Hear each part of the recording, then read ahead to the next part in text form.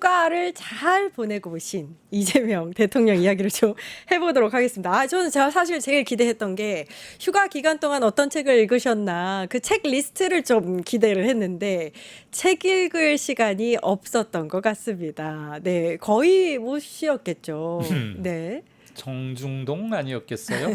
예. 겉은 휴가지만 일단 대통령실에서는 당연히 일일 업무 보고 같은 건 계속 갔을 거고, 그다음에 이번에 중점적으로 공부해야 할 과목이 몇 개 있었잖아요. 예, 휴가긴 그렇죠. 하지만 예, 예. 그렇다고 뭐 일타 강사가 있는 것도 아니니까 본인이 필요한 브레인들하고 얘기 들으면서 본인이 결정해 가야 하는 과정이었겠죠. 한 가지 좋았던 건 휴가 관련 동정이 언론에 한 줄도 안 났다는 게 저는 참 달라졌다. 오. 좋게 봤어요. 다른 거는 무슨 책을 들고 갔다, 누구를 만났다, 작년인가 언제 보면 윤석열은 ROK 암인가 무슨 검은색 군인들 예. 있는 셔츠 입고 군부대에 가서 뭐 밥도 먹고 그랬잖아요. 네. 뭐 좋게 보기로 들면 장병들 위로하는 것일 수도 있지만 왜 휴가 가서 뭐 하는지까지 우리가 중계방송 보듯이 봐야 되나 싶었고, 네. 박근혜 대통령 때는 이렇게 편한 옷차림으로 해변에서 막대기인가 그걸로 저도의 추억 네. 이렇게 쓰고 있는 것도 그랬었죠. 찍어가지고 모든 언론에 다 났는데, 물론 그거 다 플레이예요. 네. 근데 이번에는 그런 거 무슨 책 들고 갔는지 알아요? 그러니까요. 없었죠. 없네요, 정말로. 해변에 가서 네. 뭐 썼다는 얘기 네. 있었어요? 그러니까 저도의 추억 그거는 정말 어이가 없었어요, 진짜. 뭐 누구랑 뭐 밥 먹었다거나 뭐 편하게 통화해 갔던 그런 거 아무튼 없었습니다. 매체를 통해서 동정을 하나라도 본 게 있냐고요. 없었죠. 휴가라면 진짜 그게 휴가지. 왜 보도되는 게 휴가예요? 저는 그 점에서는 지인 일부 했다고 보고, 네. 물론 휴가 가서도 대통령은 뭐 5박 6일 동안 계속 공부하고 뭐 구상하고 했겠지만 휴가면 휴가답게 하나도 안 나는 것도 저는 참 보기 좋았어요. 저도 그렇게 생각합니다. 정중동으로 공부는 했을 겁니다. 네. 그 공부한 과목 중에 하나가 한미 정상회담일 네. 것 같습니다.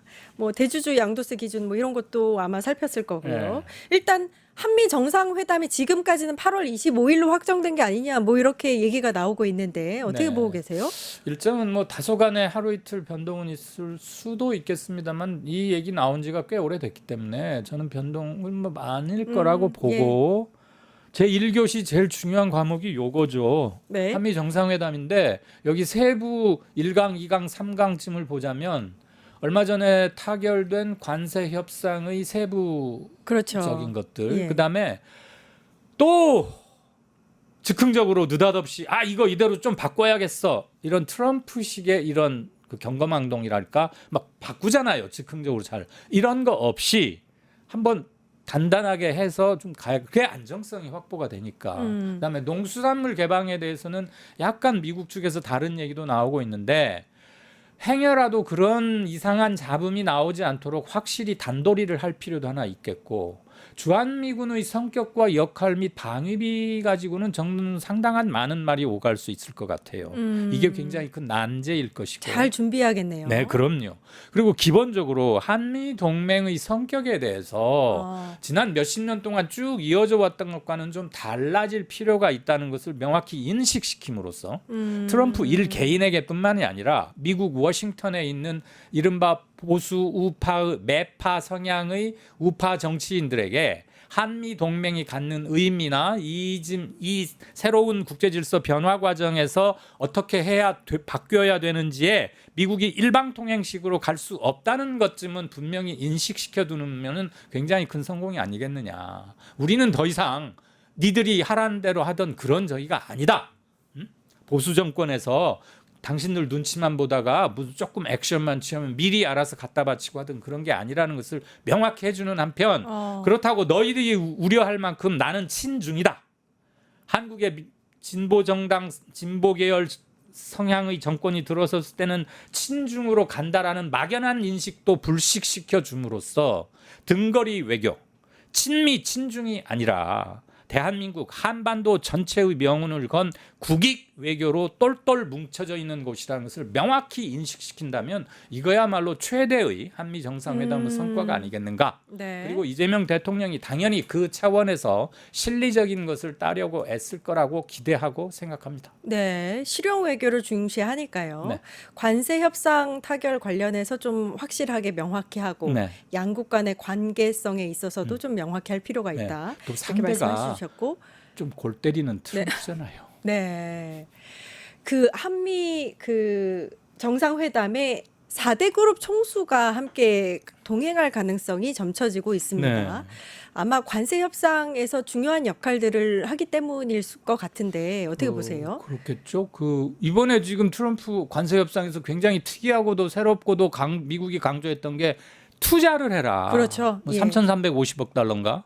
투자를 해서 그 투자처는 자기들이 정하겠고 투자 과실이나 이익도 가급적 미국이 남겨도록 해라 뭐 이런 거였잖아요. 네. 그게 어떤 형태로 양국 간 금융기관을 통한 보증 채무 형식일지 뭔지 아직은 구체적인 그림은 안 나왔습니다만 투자를 하려면 우리 세금 갖다 퍼서 할 수는 없는 거 아니에요. 그럼 기업들이 자기들의 사업 영역을 넓히는 과정에서의 돈을 쓰는 걸 우리는 넓은 의미의 투자라고 하니 이 4대 그룹들이 가서 투자 방안도 협의도 하고 대원칙도 한번 말을 하고 하면 한미 정상회담에 우리 측 원수를 돕는 행위 아니겠습니까? 예. 그리고 그동안도 윤석열 저기 할 때도 100~200명씩 많이 데리고들 비행기 하나 가득 태우고 왔다 갔다 했는데 꼭 필요한 시점이라면 같이 가서 똘똘 뭉쳐진 힘을 보여주는 게 필요하겠죠. 네. 사실 이번 한미 관세 협상 과정에서도 똘똘 뭉쳐서 전략적으로 잘 대응했다 이렇게 나오기 때문에 그 똘똘이 중요해요. 네, 똘똘이 중요합니다. 정상회담에서도 그렇게 될 것 같습니다.